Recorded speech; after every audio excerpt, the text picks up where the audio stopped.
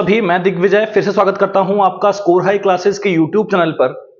आज हम ray optics से आप लोगों के लिए प्रीवियस ईयर जेईई मेंस में पूछे गए क्वेश्चन को लेकर के आ गए हैं। ये क्वेश्चन आपके 12th फिजिक्स से या फिर मैं यूं कह सकता हूं 10th फिजिक्स से पूछा गया है। 10th और 12th लेवल का मिक्सअप क्वेश्चन है। 10th में अगर ये बात की जाएगी तो एनटीएससी या फिर ओलंपियाड में हम इस लेवल के क्वेश्चन की बात करेंगे, और अगर 12th में हम बात करते हैं तो ये क्वेश्चन हम आसानी से 12th के लेवल पे इसको कर सकते हैं। लेकिन ये क्वेश्चन जो है वो आपके जेईई मेंस के प्रीवियस ईयर में कहीं ना कहीं 2 से 4 बार पूछा गया है, इसलिए मैं इसको लेकर के आया हूं। तो इसके सोल्यूशन की बात करते हैं। इसके सोल्यूशन में क्या क्या हमको स्टेप्स फॉलो करने हैं और कैसे हमें ध्यान रखना है। एक्चुअली इसका जो आंसर होगा वो तो हमें एक बार यहां से सॉल्व करने के बाद याद रखना होगा, क्योंकि हम वहां एग्जाम में इतने लंबे क्वेश्चन को सॉल्व करने नहीं बैठेंगे। लेकिन इसका आंसर निकला कैसे, आया कैसे, ये मैं आपको समझा देता हूं। आज ये क्वेश्चन पढ़ते हैं। The distance between object and the screen is capital D. ये बोल रहा है कि जो डिस्टेंस है ऑब्जेक्ट की और जो इमेज जहां बनेगी, जो मतलब स्क्रीन है, उसके बीच की जो डिस्टेंस है वो कैपिटल डी है। Real images of an object are formed on the screen for 2 positions of a lens. ये बोल रहा है कि रियल इमेजेस जो है वो बन रही हैं किसी लेंस से बन रही हैं, लेकिन उस लेंस की 2 पोजीशंस हैं separated by distance D. 2 position है लेंस की और उनको सेपरेट किया जा रहा है डिस्टेंस डी से। तो यहां पे हमें कुछ आइडिया डायग्राम का लगता है कि यहां से कहीं ना कहीं एक स्क्रीन हमने लगा रखी है। क्या है बच्चों? ये स्क्रीन है। स्क्रीन किस लिए लगाई है? स्क्रीन लगाई है इमेज बनाने के लिए। क्लियर? और यहां पे हमने रखा हुआ है ऑब्जेक्ट, और ऑब्जेक्ट के और स्क्रीन के मतलब इमेज के बीच में जो डिस्टेंस है वो आपको कितना गिवन है? यहां से कैपिटल डी। ये पहली बात। Real images of an object are formed on the screen for 2 position. 2 position के लिए स्क्रीन पे रियल इमेज बनती है। अब नो डाउट अगर आप इधर ऑब्जेक्ट रखेंगे तो इमेज इधर बनेगी, तो उसे हम रियल इमेज ही कहते हैं। जब भी यू और वी के साइन ऑपोजिट आते हैं लेंसेस के अंदर, तब हम कहते हैं कि इमेज रियल बन रही है। और अगर यू और वी का साइन सेम आता है तो हम कहते हैं कि जो इमेज बन रही है लेंसेस के अंदर वर्चुअल बन रही है। ठीक? तो लेंस को कहीं ना कहीं हमें सेट करना पड़ेगा, लेकिन थोड़ी देर के बाद में लेंस को हमें सेपरेट करना पड़ेगा, उसको हटाना पड़ेगा, वहां से डी डिस्टेंस दूर इधर उधर करना पड़ेगा। मतलब जो फर्स्ट पोजीशन है और जो सेकंड पोजीशन है उसमें हमें चेंजेस करने होंगे। तो एक काम करते हैं बच्चों, सबसे पहले हम यहां लेंस को मान लेते हैं। हम लेंस को यहां मान लेते हैं। ठीक है? अब शुरू में हमने लेंस को माना x डिस्टेंस दूर। शुरू में हमने लेंस को क्या माना? x डिस्टेंस दूर। केस 1 की बात कर रहा हूं। केस 1 की बात कर रहा हूं। लेंस को मैंने x डिस्टेंस दूर माना। ठीक है? तो ऑटोमेटिक आप मुझे बताओ कि ऑब्जेक्ट x डिस्टेंस लेंस से हो गया। लेंस के ऑप्टिकल सेंटर से जो डिस्टेंस है ऑब्जेक्ट की वो कितनी हो गई? u हो गई। u ही हमारे पास x है। क्लियर है? तो इस पोजीशन से हमें u1 की, क्योंकि केस 1 चल रहा है, केस 1 चल रहा है तो u1 की जो वैल्यू है वो क्या हो गई? x हो गई। नेगेटिव लेंगे वो एक बात अलग है, लेकिन x हो चुकी है। डिस्टेंस हमेशा पॉजिटिव ही होती है, तो एक बार x ले लेते हैं इसको। ठीक है? अब आप मुझे बताइए कि ये टोटल डिस्टेंस अगर d है और ये डिस्टेंस अगर x है, तो ये ऑटोमेटिकली जो इमेज की डिस्टेंस होगी फ्रॉम द ऑप्टिकल सेंटर वो क्या होगी? Automatically d minus x। तो यहां से हमारे पास v1 भी कैलकुलेट हो चुका है, क्योंकि क्वेश्चन क्या बोल रहा है? क्वेश्चन बोल रहा है रेशियो बताओ साइज ऑफ दी 2 इमेजेस का। इमेजेस की साइज का रेशियो बताओ। मतलब ये बोल रहा है कि मैग्निफिकेशन का रेशियो बताओ, बिकॉज मैग्निफिकेशन क्या होगा? hi by ho। First case में hi1 by ho1, hi2 by ho2। ho1 और ho2 तो सेम है, हाइट तो दोनों ऑब्जेक्ट की सेम है, इमेजेस की अलग अलग है, इसलिए हम इसका रेशियो देखना चाह रहे हैं। ठीक? तो ये केस हुआ, यहां से ये फर्स्ट केस हुआ। अगर मैं बात करता हूं यहां से सेकंड केस की, तो यहां लिख देते हैं इसको लिख देते हैं यहां पे u1 लिख देते हैं x और v1 लिख देते हैं d माइनस x। समझ में आ रहा है? ठीक है? अब मैं क्या करता हूं, ऑब्जेक्ट को मैंने चेंज नहीं किया है और मैं स्क्रीन को भी नहीं बदल रहा हूं, केवल लेंस को मैंने क्या कर दिया बच्चों? शिफ्ट कर दिया। लेंस को कितना शिफ्ट किया? लेंस को मैंने शिफ्ट कर दिया डी डिस्टेंस। लेंस को कितना शिफ्ट कर दिया? डी डिस्टेंस शिफ्ट कर दिया लेफ्ट साइड में। मान लेते हैं हमने लेफ्ट साइड में लेंस को डी डिस्टेंस क्या कर दिया? शिफ्ट कर दिया।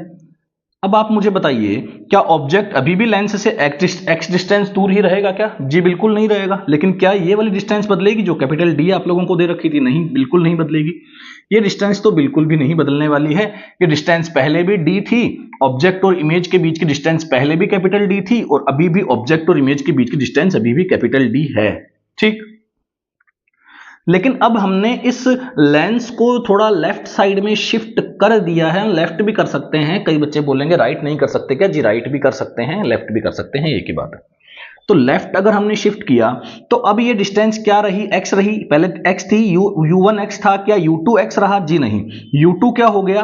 u2 हो गया आपका x माइनस डी, ये वाली डिस्टेंस कम हो गई। तो अब जो आपका u2 आया, वो कितना आया बच्चों? u2 आया आपका x minus D. Hope so यहां तक समझ में आपको आ रहा होगा, ठीक है। अच्छा, ये ऑप्टिकल सेंटर है, ये आपका U2 हो गया। सेकंड केस चल रहा है, तो सेकंड केस में ये क्या होगा? U2 होगा। अच्छा, ये डिस्टेंस क्या होगी? आपकी V2 होगी। अब ये डिस्टेंस आपकी V2 होगी, तो V2 आप कैसे लिखेंगे? देखो, ये टोटल डिस्टेंस है x माइनस डी, ये टोटल डिस्टेंस है d, तो d में से x माइनस डी को क्या कर लो? माइनस कर लो, तो क्या हो जाएगा? d minus x minus D. Clear? ये डिस्टेंस आपकी क्या कहलाएगी? V2 कहलाएगी। और आपको यहां से पता करना है hi1 बाय hi2। मतलब hi1 बाय hi2 का मतलब यह है कि आपको पता करना है मैग्निफिकेशन 1 बाय मैग्निफिकेशन 2। मैग्निफिकेशन 1 क्या होगा? hi किसका? फर्स्ट केस का अपॉन ho। ho तो दोनों केस में सेम है, ho तो दोनों केस में सेम है, ये ho है, दोनों केस में यहां से सेम है। ho और ho दोनों केस में यहां से क्या है? सेम है, ठीक है। ho तो सेम है, अपॉन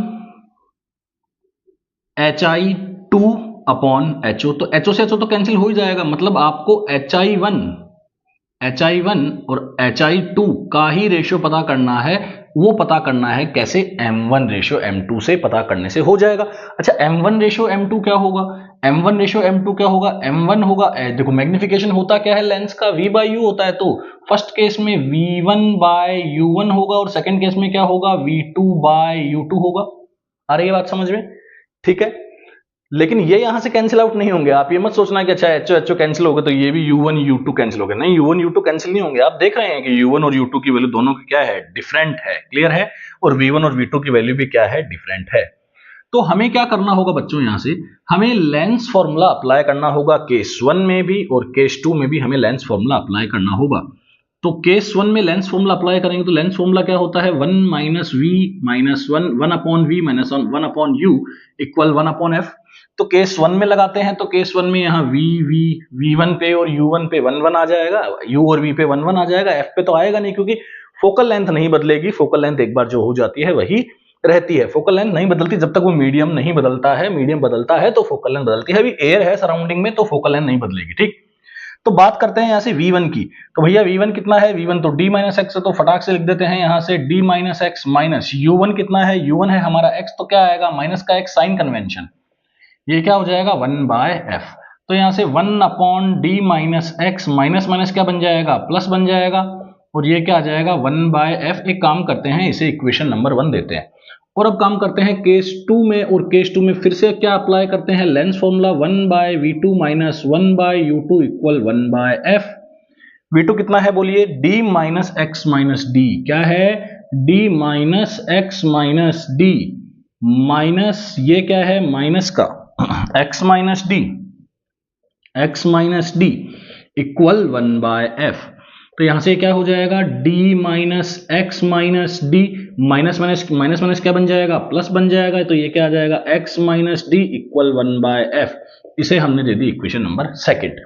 देखिए, क्वेश्चन थोड़ा सा लेंदी है, क्वेश्चन थोड़ा अच्छे लेवल का है, तभी इतना लेंदी ये हो गया है, क्योंकि इसमें वैल्यूज नहीं है। वैल्यूज होती हैं तो हम फॉर्मूला अप्लाई कर सकते हैं। जेई और नीट जो है, मैं आज 2025 की बात कर रहा हूं, आगे आने वाले समय में फॉर्मूला बेस्ड क्वेश्चंस आना बंद हो जाएंगे। केवल कॉम्पिटेंसी बेस्ड ही आपके क्वेश्चंस आएंगे। जो जिसकी असर्शन और रीजनिंग ठीक होगी, जो बेसिक से पढ़ेगा, जो बेसिक को अच्छे से रिवाइज करेगा, वही जो है आगे आने वाले कंपटीशन एग्जाम्स को, कॉम्पिटिटिव एग्जाम्स को वो क्या कर सकेगा? फाइट कर सकेगा कंपटीशन में, तभी वो टिक पाएगा, नहीं तो मुश्किल है। Formula based learning, rote learning process धीरे धीरे अपने इंडिया में खत्म होने जा रहा है। न्यू एजुकेशन पॉलिसी आ जाएगी बहुत ही जल्द, ठीक है। तो पॉलिसी, एजुकेशन पॉलिसी आएगी तो इसका मतलब एग्जाम की पॉलिसीज भी बदलने वाली हैं। तो इसलिए आप लोग थोड़ा बेसिक पे ध्यान देंगे और डेरिवेशन वाले क्वेश्चंस को अगर अच्छे से समझते हैं तो बहुत सारे क्वेश्चंस आपके इजी वे में होने लगेंगे।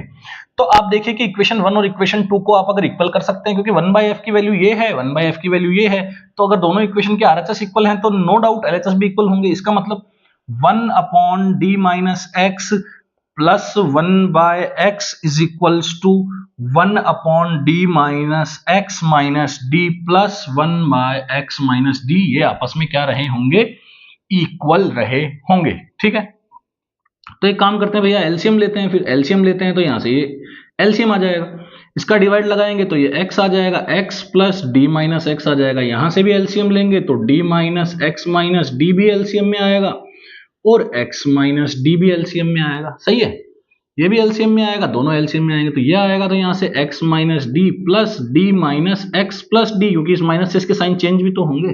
ठीक है, तो यहां से आप देख रहे हैं x से x कैंसिल आउट हो गया, d से d कैंसिल आउट हो गया, यहां से x कैंसिल आउट हो गया, ऊपर क्या बच गया आपका d, नीचे क्या बच गया आपका dx माइनस x स्क्वायर, और यहाँ पे ऊपर यहाँ पे भी क्या बच गया d, ये बन गया आपका d minus x plus d को आपको मल्टीप्लाई करना पड़ेगा x माइनस d से, जैसे मैंने यहाँ कर दिया, वैसे यहाँ पे भी आपको भी मल्टीप्लाई करना पड़ेगा। अच्छा, d से d तो क्या हो जाएगा बच्चों, कैंसिल आउट हो जाएगा। तो एक काम करते हैं, इस पूरी टर्म को इधर लेके आते हैं, इस पूरी टर्म को उधर लेके जाते हैं, तो d minus x plus D आपका मल्टीप्लाई किससे होना है, x माइनस डी से, और dx माइनस एक्स स्क्वायर आपका इधर आना है। सही बात। एक काम करते हैं, दो सबको पकड़ पकड़ के मल्टीप्लाई कर देते हैं इंडिविजुअल। तो d को पकड़ा x से किया तो कितना आया dx, d को पकड़ा माइनस डी से किया तो क्या आया dd। अब d का नंबर खत्म हो गया, माइनस x का नंबर आ गया, तो माइनस x को x से किया तो x स्क्वायर माइनस का, ये क्या आ गया माइनस माइनस प्लस dx आ गया, ये क्या आ गया आपका फिर से प्लस का dx आ गया, और माइनस का d square dx minus x square, dx minus x square. समझ में आ रहा है। तो देखो भैया, पॉजिटिव का dx इधर भी है, पॉजिटिव का dx इधर भी है, माइनस का एक्स स्क्वायर इधर भी है, माइनस का एक्स स्क्वायर इधर भी है, क्या बचता है, कुछ नहीं बचता है। dx कितना हो गया 2dx माइनस डी स्क्वायर, और ये भाई साहब माइनस के dd उधर चले जाएंगे, तो सब जगह एक एक d है, कैंसिल आउट कर दो, तो यहां से क्या आ जाएगा आपका, यहां से आ जाएगा आपका 2x minus D is equals to D, तो यहां से जो 2x की वैल्यू आ गई वो d प्लस डी, तो x की वैल्यू आ गई आपकी d प्लस डी बाय 2। क्या आई x की value, d plus D by 2, मतलब x की वैल्यू आ चुकी है। देखो भैया, x की वैल्यू आ चुकी है तो u1 आ जाएगा, v1 आ जाएगा, u2 आ जाएगा और v2 आ जाएगा। ये सारी वैल्यूज कैलकुलेट हो जाएंगी, और सारी वैल्यू कैलकुलेट होने के बाद हम यहाँ पे वैल्यूज पुट कर देंगे तो हमें m1 रेशियो m2 मिल जाएगा, और वही हमारा क्या होगा, आंसर होगा। होप सो यहां तक समझ में आया होगा आप लोगों को। तो अब हमें बात करनी है, अब हम इस केस को यहां से हटा देते हैं, आप लोग नोट कर सकते हैं, पॉज करके आप लोग नोट कर लीजिए, मैं यहां से इसको हटाने जा रहा हूं। इसको इरेज करते हैं, और इरेज करने के बाद हम जो वैल्यूज हैं एक्चुअली उनको लिख लेते हैं, क्योंकि जब तक वैल्यूज किसकी u1 v1 u2 v2 की वैल्यूज नहीं लिखी जाएंगी तब तक हम इसे कम से कम सॉल्व नहीं कर पाएंगे, बिकॉज हमें इसे सॉल्व करना जरूरी है, क्योंकि m1 रेशियो m2 कैलकुलेट करना हमें आना चाहिए, तभी इसके आंसर तक पहुंच पाएंगे। तो हमें x मिल चुका है, तो x लिख देते हैं। x क्या मिला है हमें, d प्लस डी बाय 2 मिला है। ठीक है, तो जो u1 है वो u1 क्या होगा, x होगा, तो u1 तो x हो ही गया, यही u1 हो गया, d plus D by 2 u1 हो गया, ये लो जी। ठीक, अच्छा v1 क्या होगा बच्चों, v1 होगा d माइनस एक्स, मतलब d minus D plus D by 2। LCM ले लो इसका तसल्ली से, कोई दिक्कत नहीं है, ये क्या हो जाएगा 2d minus D minus D, minus से साइन चेंज होगा ना भैया, तो ये आ जाएगा d माइनस डी बाय 2। ये आ गया आपका v2 डब्बे में डाल दिया, सारी चीजें डब्बे में डाल देंगे, u1 डब्बे में डाल दिया, u1 डब्बे में डाल दिया, और v1 भी डब्बे में डाल दिया, ये v1 है। सॉरी, क्या कैलकुलेट करना पड़ेगा बच्चों, u2 कैलकुलेट करना पड़ेगा। तो u2 अगर कैलकुलेट करेंगे तो u2 क्या है आपका x माइनस डी, क्या है x माइनस डी, x क्या है आपका d plus D by 2 minus D, LCM लेंगे तो क्या आ जाएगा d प्लस डी माइनस का 2d, मतलब d माइनस डी बाय 2, ये आ जाएगा आपका यहां से u2। एक खास बात देखिए, आप जो u2 है ना वही आपको v1 मिलेगा, देखिए जो u2 है ना वही आपको v1 मिलेगा, और जो u1 है वही आपका v2 आएगा। तो v2 को टेंशन लेने की जरूरत नहीं है, v2 आप सिंपल कैलकुलेट कर सकते हैं, d minus X minus D, because आपके पास x माइनस डी तो है, तो d माइनस डी बाय 2 करेंगे तो आपको यही मिलेगा, क्या मिलेगा, d प्लस डी बाय 2, मतलब जो v2 है जो V2 है वो किसके इक्वल है, U1 के इक्वल है। V2 जो है वो किसके इक्वल है, U1 के इक्वल है। जो V2 है वो किसके इक्वल है बच्चों, U1 के इक्वल है। और जो U2 है वो किसके इक्वल है, V1 के इक्वल है। होप सो यहां तक आपको ये क्वेश्चन समझ में आया होगा। अब हमें क्या कैलकुलेट करना है, बस M1 रेशियो M2 मतलब V1 bye U1 is equal upon में V2 बाय U2 कैलकुलेट करना है। ठीक है, तो कैलकुलेट यहां से कर देते हैं। देखिए अब आपका जो M1 रेशियो M2 होगा वो क्या होगा, V1 bye U1 upon V2 bye U2। चलो वैल्यू पुट करते हैं।